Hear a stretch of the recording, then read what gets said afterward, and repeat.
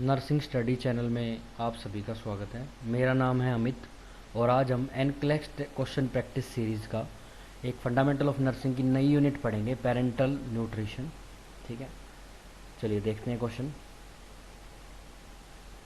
पहला क्वेश्चन है, a client is being weaned from parenteral nutrition and is expected to being taking solid food today. ठीक है भाई, एक क्लाइंट है, उसको पेरेंटल न्यूट्रिशन से नॉर्मल सॉलिड फूड पे शिफ्ट किया जा रहा है। विंग्ड मतलब शिफ्ट करना, और ये कंडीशन है the on going solution rate is 100 ml per hour. ठीक है भाई, 100 ml पर आवर की अभी स्पीड चल रही है। A nurse anticipate that which of the following prescription regarding the PN solution parental nutrition solution will accompany the diet order. इसके साथ किस बात का आप ध्यान रखोगे? पेशेंट को पेरेंटल न्यूट्रिशन से नॉर्मल सॉलिड फूड पे शिफ्ट किया जा रहा है, उस टाइम पे अभी फ़िलहाल 100 ml पर आवर की स्पीड। अब आप क्या करोगे? डिसकंटिन्यू कर दोगे, डिक्रीज़ कर दोगे। 50 ml मतलब हाफ कर दिया, पहले 100 था 50।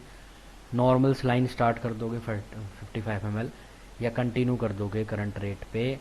पेशेंट सॉलिड फूड ले रहा है तो याद रखना, एकदम से डिसकंटिन्यू नहीं करना होता। अगर आप एकदम से डिसकंटिन्यू करोगे तो हाइपोग्लाइसीमिया हो सकता है, क्योंकि पेरेंटल जो न्यूट्रिशन है, ये पेरेंटल न्यूट्रिशन है, टोटल पेरेंटल न्यूट्रिशन। इसके अंदर ग्लूकोज, कार्बोहाइड्रेट, फैट, सारी चीज़ें होती है जो पेशेंट के वेन के द्वारा बॉडी के अंदर डाली जाती है। वीनस ब्लड फ्लो के थ्रू बॉडी में डाला जाएगा। तो अब अगर एकदम से इसको स्टॉप करोगे तो हाइपोग्लाइसीमिया हो सकता है, क्योंकि ग्लूकोज भी अच्छा खासा होता है उसके अंदर, 60-70% ग्लूकोज रेशियो है। एकदम से बंद नहीं करना होता तुरंत, चाहे मरीज सॉलिड खा रहा हो या नहीं खा रहा हो। सॉलिड अगर खाना शुरू कर रहा है तो भी पहले आपको हाफ करना होगा, उसके बाद आपको फिर कंटिन्यू धीरे धीरे स्लोली उसको ख़त्म करना होगा, मतलब कि कम करना होगा। डिसकंटिन्यू नहीं करना, बिल्कुल कंटिन्यू करना। ये दोनों ऑप्शन चूज़ नहीं करने भाई फ़िलहाल यहाँ पे। वैसे एनक्लेक्स के नियम के अकॉर्डिंग तो ज़्यादातर में ये होता है, अगर दो ऑप्शन एक दूसरे का अपोजिट है, जैसे कि फर्स्ट और लास्ट जो है फोर्थ है, उनमें से आंसर होता है। फिलहाल इसके आंसर नहीं है। नॉर्मल सलाइन आपको यूज़ नहीं करना होता। अगर आप शिफ्ट भी करते हो पेशेंट को नॉर्मल टीपीएन से, तो आपको यहाँ पे डेक्स्ट्रोज सॉल्यूशन है वो यूज़ करने होंगे, 5D 10D according to condition. ठीक है, वो यहाँ यूज़ करोगे। तो अभी आप फिलहाल क्या करोगे? पेरेंटल न्यूट्रिशन का रेट हाफ कर दोगे अगर पेशेंट सॉलिड फूड पे शिफ्ट हो रहा है।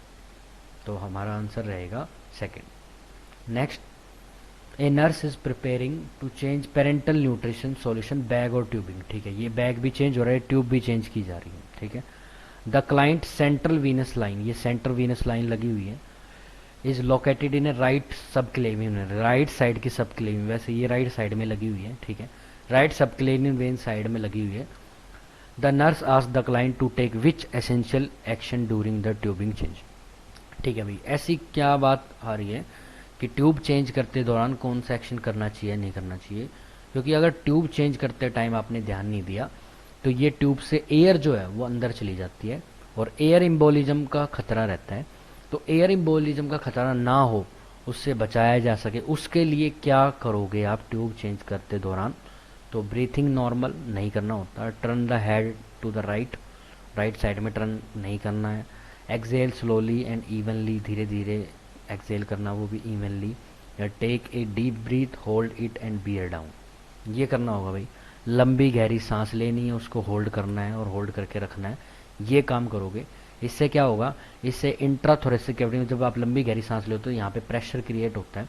जब भी इंट्राथोरेसिक कैविटी का प्रेशर बनेगा, इंक्रीज होगा, तो एयर इसके अंदर, मान लो अगर ट्यूबिंग चेंज करते दौरान एयर अंदर चली भी गई तो प्रेशर के कारण वो वापस बाहर आ जाएगी, तो एयर अंदर पुश नहीं होगी। तो एयर इम्बोलिज्म को प्रिवेंट करने के लिए आप ये सब काम कर रहे हो।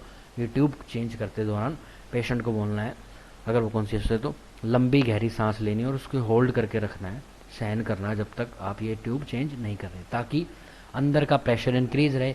इंट्राथोरेसिक प्रेशर इंक्रीज रहेगा तो यहाँ पे एयर अंदर नहीं जाएगी, और एयर अंदर नहीं जाएगी तो एयर इम्बोलिज्म की प्रॉब्लम नहीं होगी। तो ये सब एयर इम्बोलिज्म की प्रॉब्लम को ना प्रिवेंट करने के लिए किया जाए। Next question, a client in a parenteral nutrition infusing has disconnecting the tubing from the central line. A nurse assess the client, suspect air embolism. लो भाई आ गया, एयर इम्बोलिज्म अब की बार सस्पेक्ट हो गया। ठीक है, ठीक है, ट्यूब डिसकंटिन्यू कर दी। उसके बाद nurse should immediate place the client in which position, position से क्वेश्चन है हमारा और पूछना चाह रहा है कौन सी पोजीशन दोगे जिस पेशेंट में एयर एम्बोलिज्म को खतरा होता है। तो यहाँ पे आपको राइट साइड को अपर रखना होगा।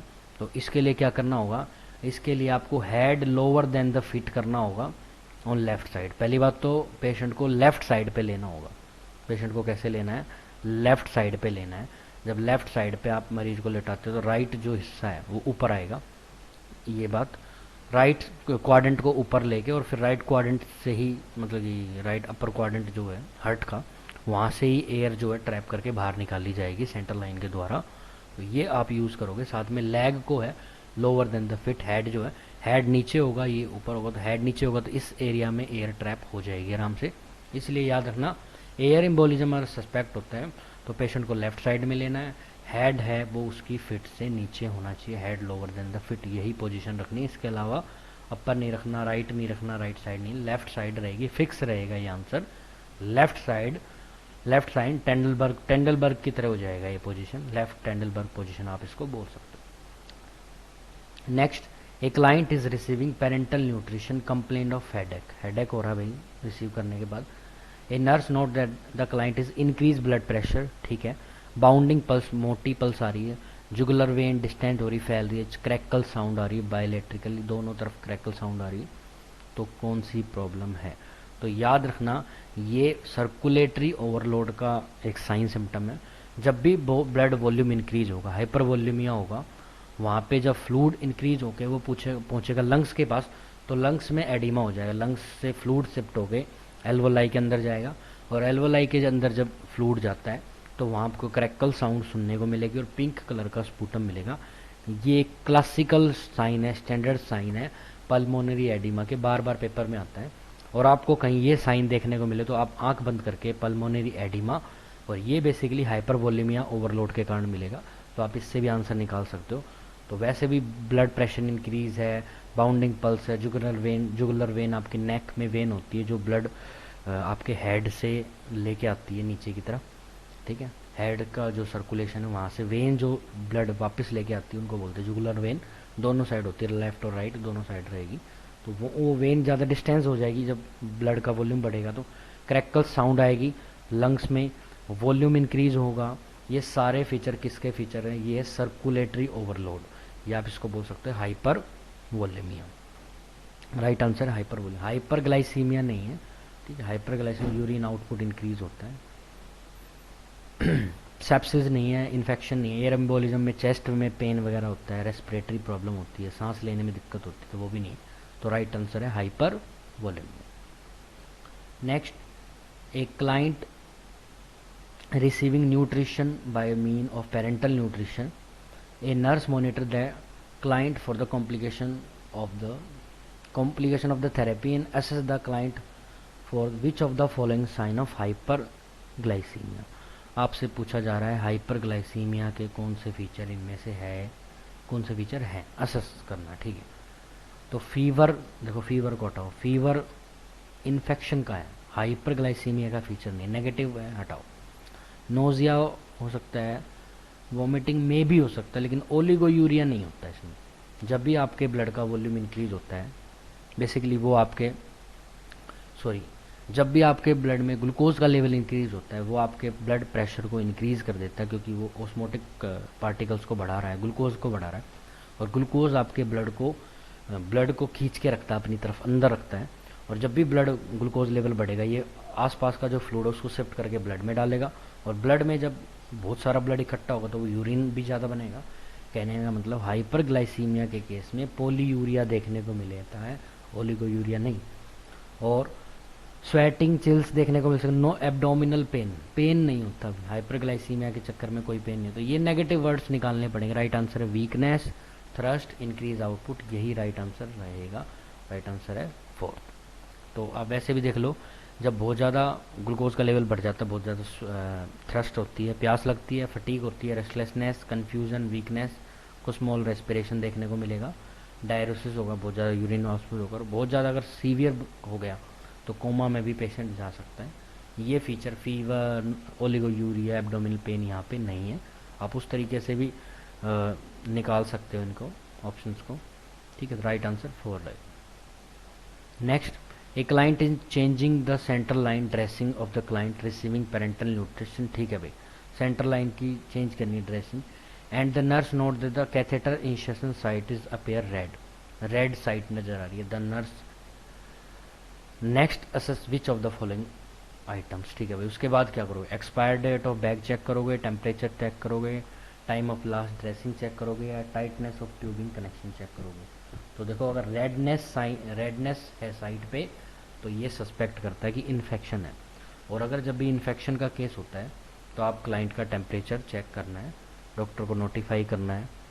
और अगर इस सेंट्रल लाइन तो रिमूव करनी ही होती, तो अगर मान लो नॉर्मल आईवी कैनुलेशन है तो वो रिमूव करके दूसरी साइट पे लगाना होगा आपको।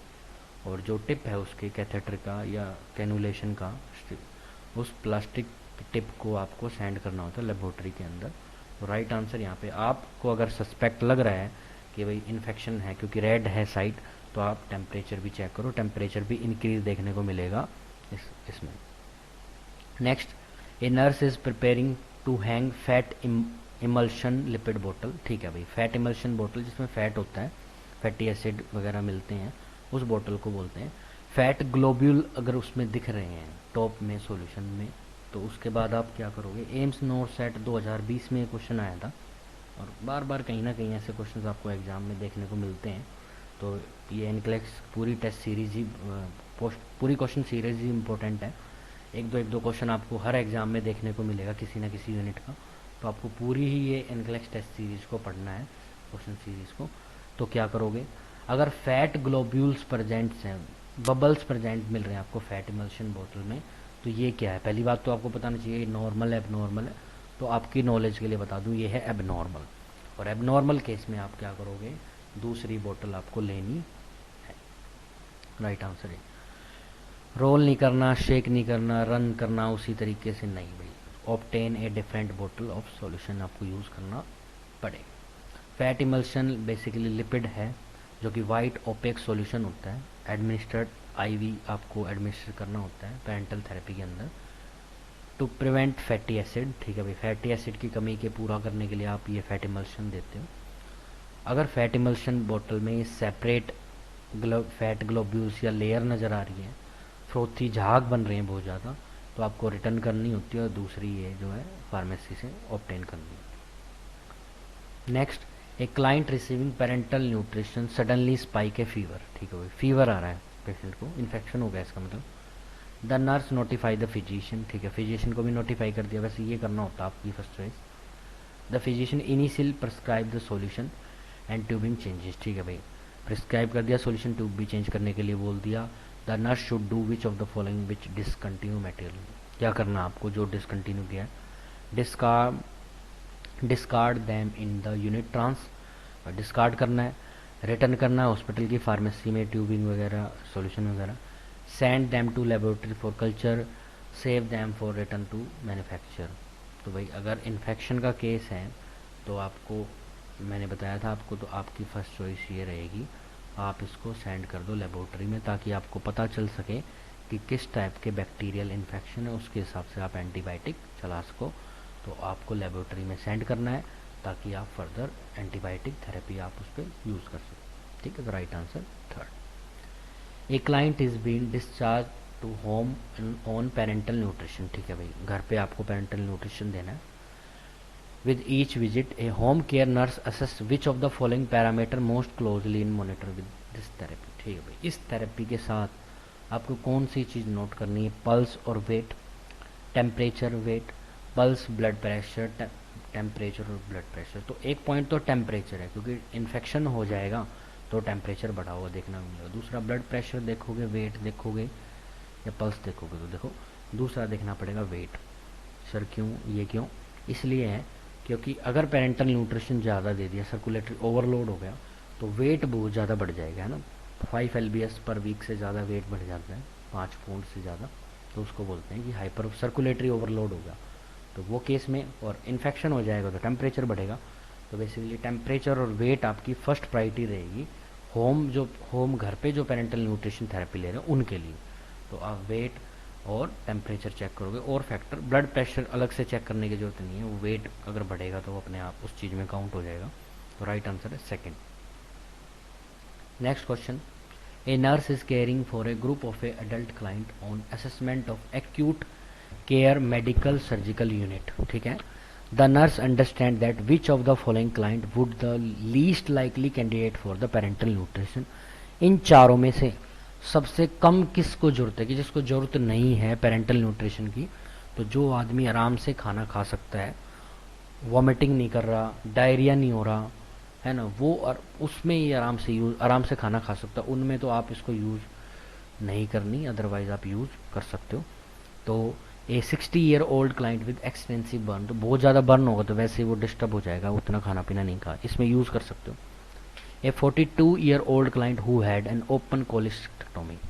कोलिसिस्टेक्टोमी क्या होती है, गॉल ब्लैडर को निकालने को बोलते हैं, और ये इतनी कोई बहुत ज़्यादा कॉम्प्लिकेटेड सर्जरी नहीं है, सिंपल सी सर्जरी है, निकाल के 24 घंटे बाद छुट्टी भी कर देते हैं मरीज की। इस केस में आपको पेरेंटल न्यूट्रिशन की जरूरत नहीं होती। राइट आंसर है सेकंड। क्रोन डिजीज में करते हैं, क्रोन डिजीज है भाई इन्फ्लामेटरी बाउल डिजीज, बहुत ज़्यादा डायरिया होता है, उसको बोलते हैं, इन्फेक्शन हो जाता है, ये आपके इंटेस्टाइनल इन्फेक्शन है। ठीक है, एग्जाबरेटेड वो भी सीवियर फॉर्म में हो रहा है, तो उस कंडीशन बहुत ज़्यादा पेशेंट लूज मोशन करता है, बहुत ज़्यादा डायरिया होता है, तो वहाँ जो भी आप खाओगे तो वो एक्सक्रीट हो जाएगा, इसलिए उस केस में यूज़ करना है। ए 35-year-old client with persistent nausea and vomiting, बहुत ज़्यादा वोमिटिंग हो रही है तो भी आप पेरेंटल न्यूट्रिशन को दोगे, तो यहाँ भी यूज़ करोगे, यहाँ भी यूज़ करोगे, बर्न में भी यूज़ करना होता है, क्योंकि ब्लड ज़्यादातर फ्लूइड लॉस हो रहा है आपके एरिया से जहाँ पे बर्न है। तो राइट आंसर रहेगा हमारा सेकेंड। ठीक है, ए nurse is preparing hang the first bag of parenteral nutrition. ठीक है, पहला बैग लगा रहे हैं, हैंग कर रहे हैं। Solution wise centre line. ठीक है, the nurse obtain which most essential piece of equipment before hanging the solution. Solution को हैंग करने से पहले कौन सी चीज़ आपको चाहिए, urine test strip, blood glucose meter, electronic infusion pump या non invasive blood pressure monitoring. चीज़ें सारी ही काम की है जो आपको चाहिए, लेकिन सबसे इम्पोर्टेंट पीस कौन सा, एसेंशियल, वो ना पूछना चाह रहा है एसेंशियल। तो देखो एक बात याद रखना, जब आप पेरेंटल न्यूट्रिशन देना होता है, स्टार्टिंग के अंदर इसके इन्फ्यूज़न की रेट को बड़ा स्लो रखना होता है, करीबन 60 ml पर मिनट की स्पीड से, 60 ml पर मिनट की स्पीड से आपको देना होता है। करीबन 1 ml 1 मिनट की स्पीड से आ गया, 1 ml 1 मिनट की स्पीड से आपको देना होता है शुरू के 15 से 10-15 मिनट, ताकि अगर कोई डिस्टर्बेंस हो, कोई एलर्जी हो, कोई फ्लूइड ओवरलोड या कोई प्रॉब्लम हो तो आप तुरंत उस चीज़ को चेक कर सको। तो इसलिए आपको स्टार्टिंग में फर्स्ट आपको क्या रखना होता है, इलेक्ट्रॉनिक इन्फ्यूज़न पंप, जो एक पर्टिकुलर अमाउंट में फ्लूइड को सेंड करेगा पेशेंट के पास, एक पर्टिकुलर फिक्स अमाउंट में, इसलिए आपकी फर्स्ट चॉइस है। बाकी ब्लड ग्लूकोज ये भी करना है, वो भी सारे ही करने हैं, लेकिन सबसे इंपॉर्टेंट क्या है, electronic infusion pump. Next, a nursing making initial round of a beginning of a shift and note that the parental nutrition bag is assigned client is empty। ठीक है भाई, पेरेंटल न्यूट्रिशन खत्म हो चुका है। Which of the following solution readily available on the nursing unit should be nurse hang until another PN solution is mixed and delivered to the nursing unit. ठीक है भाई, जब तक कोई दूसरा सॉल्यूशन नहीं आ रहा तब तक आप रेडीमेड कौन सा सॉल्यूशन यूज कर सकते हो, तो याद रखना आप यहाँ यूज कर सकते हो 10D। 10D आप यूज़ करते हो क्योंकि उसके अंदर भी अच्छा खासा ग्लूकोज होता है, 5D के अंदर कम है, इनके अंदर RL भी है और यहाँ पे सोडियम क्लोराइड भी है, NS भी है, तो वो यूज़ नहीं करना, क्योंकि ग्लूकोज काफ़ी अच्छी अमाउंट में 60-70% ग्लूकोज होता है पेरेंटल न्यूट्रिशन के अंदर, इसलिए आपकी फर्स्ट चॉइस रहेगी 10D सॉल्यूशन आप यूज़ करोगे अगर पेरेंटल न्यूट्रिशन रेडली अवेलेबल नहीं है। कुछ टाइम के बाद आ जाएगा, तो इसलिए जब तक पेरेंटल न्यूट्रिशन आपके पास नहीं है तब तक आपको 10D चलाना है। 10D क्यों चलाना है, क्योंकि अगर आप नहीं चलाओगे तो पेशेंट के अंदर हाइपोग्लाइसीमिया हो जाएगा, ग्लूकोज का लेवल एकदम से कम हो जाएगा, इसलिए आपको चलाना। Next, a nurse is monitoring the status of client fat emulsion infusion and note that the infusion is 1 hour behind. देखना भाई, सुनना बहुत अच्छा क्वेश्चन है। अभी फैट इमल्शन बोतल चलाई है और देखा गया कि 1 आवर बिहाइंड चल रही है बोतल, which is your priority action, which is your best action. आप क्या करोगे, आपने देखा कि आपने एक टाइम सेट किया कि 5 बजे तक 50 ml सॉल्यूशन जाना चाहिए था, या मान लो 100 ml जाना चाहिए था, और आपने 6 बजे देखा कि 6 बजे जाके ये सॉल्यूशन 100 ml गया है, तो 1 घंटे आपका सॉल्यूशन अभी बिहाइंड चल रहा है, पीछे चल रहा है। अब आप क्या करोगे? तो adjust the infusion rate catch up over the, हाँ भाई बढ़ा दोगे, स्पीड बढ़ा दोगे। इंक्रीज द इन्फ्यूजन रेट, बात वही है, नेक्स्ट 2 आवर तक वो करोगे, बढ़ाना ही है इसका मतलब भी। Ensure that the fat emulsion infusion rate is infusion at prescribe rate, जितना प्रिस्क्रिप्शन था उतने पे ही चलना चाहिए। या adjust the infusion run wide open until the solution is back on time, जब तक चलाते रहो जब तक वो अपने टाइम के हिसाब से नहीं आता। इन तीनों का ही मतलब कहीं ना कहीं है कि आपको फ्लो करना है ताकि उस रेट तक, उस टाइम तक पहुंच जाए। लेकिन ऐसा नहीं करना होता, आपको क्या करना है? आपको प्रिस्क्राइब इन्फ्यूज़न पे ही, प्रिस्क्राइब रेट पे ही इन्फ्यूज़न चलाना होता है। अगर पीछे आगे होगा तो भी आपको स्पीड को घटाना या बढ़ाना नहीं है। राइट जो चॉइस आपकी रहेगी वो रहेगी प्रिस्क्राइब रेट पे आपको इन्फ्यूज़न चलाना हो। Next, a client is receiving parental nutrition in home setting has weight gain is 5 lbs, lbs बोल दो आपको, सो इन 1 वीक, एक वीक में 5 lbs वेट बढ़ रहा है। The nurse assess the client detect the presence of which of the following, ठीक है भाई, तो क्या प्रॉब्लम है, कौन सी प्रॉब्लम देखने को मिली? तो वेट गेन हो रहा है 5 lbs, पहले आपको पता होना चाहिए weight gain normally PN therapy से कितना होता है, 1 to 2 lbs पर वीक होता है। अगर ज़्यादा वेट इंक्रीज हो रहा है 5, तो इसका मतलब सर्कुलेटरी ओवरलोड है, बहुत ज़्यादा ब्लड वॉल्यूम इंक्रीज हो गया। और आप सभी को पता है सर्कुलेटरी ओवरलोड होगा तो क्रैकल साउंड्स आपको सुनाई देगी, पल्मोनरी एडिमा का केस है, क्रैकल साउंड सुनाई देगी। थ्रस्ट नहीं होगा, पोलियूरिया नहीं ओलिगोयूरिया होगा इसमें। डिक्रीज बीपी नहीं, इंक्रीज बीपी होगा। अगर ब्लड वॉल्यूम इंक्रीज होता है तो बीपी इंक्रीज होगा, डिक्रीज नहीं होगा। तो राइट आंसर है क्रैकल साउंड यहाँ सुनने को देखने को मिलेगी आपको वेट गेन के, मतलब कि जहाँ पे फ्लूइड सर्कुलेटरी ओवरलोड हो जाएगा। तो राइट आंसर है 4। Next, a nurse is caring for restless client who is beginning nutrition therapy with parental nutrition, ठीक है, ये इतनी बातें तो लिखी है, वैसे ही लिखी है। The nurse should plan to ensure the which of the following is done to prevent client from injury, client को इंजरी से बचाने के लिए, कोई प्रॉब्लम ना हो, कोई कॉम्प्लिकेशन ना हो, कोई इंजरी ना हो, उस चीज़ से बचाने के लिए आप फर्स्ट क्या करोगे? Calculate daily intake output, monitor temperature once daily, secure all connection in PN system और monitor blood glucose level every 4 hour. तो याद रखना जब भी आपको इंजरी वगैरह से प्रिवेंट करना है, जितने भी कनेक्शन पीएन थेरेपी के हैं, पीएन सॉल्यूशन के हैं, उनके कनेक्शन को सिक्योर करना कि हाँ भी सही तरीके से लगे हुए, नहीं तो फिर इंजरी होने का चांस है, प्रॉब्लम क्रिएट हो सकती है। उसको बचाने के लिए इस आंसर पे आप आराम से पहुंच सकते हो। तो आपको जितने भी कनेक्शन को सिक्योर करना है कि वो सही तरीके से है या नहीं, ठीक है। ये था हमारा पेरेंटल न्यूट्रिशन वाला टॉपिक। अगर आपको हमारा ये वीडियो समझ में आया, अच्छा लगा, पसंद आया, तो हमारा channel nursing study official channel को सब्सक्राइब करें, चैनल को, ठीक है। इस वीडियो को लाइक करें और जो भी आपके फ्रेंड तैयारी कर रहे हैं किसी भी नर्सिंग एग्ज़ाम के लिए, उनके पास ये वीडियो शेयर करें। Thank you very much. अगर आपको इसकी वीडियो पीडीएफ चाहिए तो व्हाट्सअप इस नंबर पे मैसेज करें ताकि हम आपकी इसकी पीडीएफ अवेलेबल कराएं। Thank you very much.